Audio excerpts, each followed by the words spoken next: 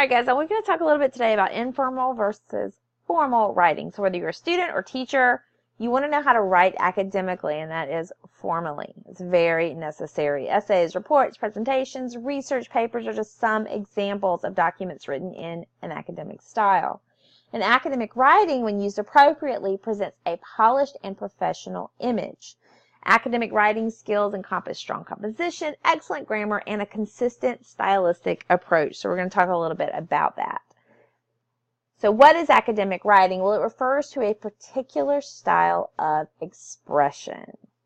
Characteristics of it include a formal tone. You would use the third person rather than first person, a clear focus on the issue or topic rather than the author's opinion, and very precise word choice. So writers that use a formal academic style avoid jargon, avoid slang, and avoid abbreviations, and also contractions. So academic writing is formal writing. Many novice writers have trouble telling informal writing apart from formal writing. And a lot of time they'll resort to informal writing because it's easier, it's familiar, it's how you talk. So characteristics of informal writing, they use colloquialisms and jargon, writing in the first person, making I statements, and making direct personal statements and very imprecise word choices. So just as you probably wouldn't wear shorts and flip-flops to a wedding, or at least you shouldn't, so there's a time and a place for informal writing, and it's fine. Diary entries, blogs, personal writing, letters, emails to friends. But most informal writing imaginable is the text message. All right, this is full of abbreviations such as "Are you here?" And people do that to convey quick questions and responses. So in comparison, the most formal writing would be found in legal documents, and whoa, those are not easy to understand. Writers working on papers for school, college, application essays, scientific papers, research papers, conference presentations, and business proposals generally employ a more formal style akin to donning a suit or a dress to attend a wedding.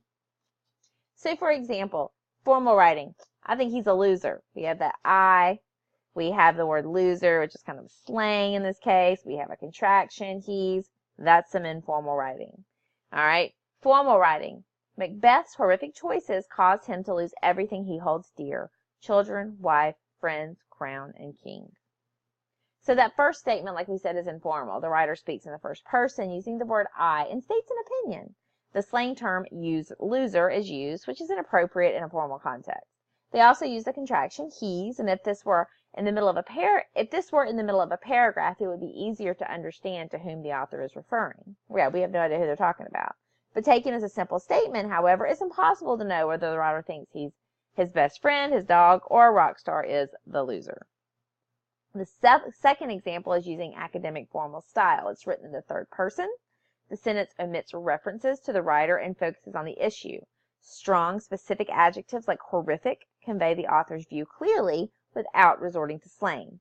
And the use of the colon creates a strong formal fill when properly used here to introduce a list. So guys, hopefully that will help you understand the differences between formal and informal writing.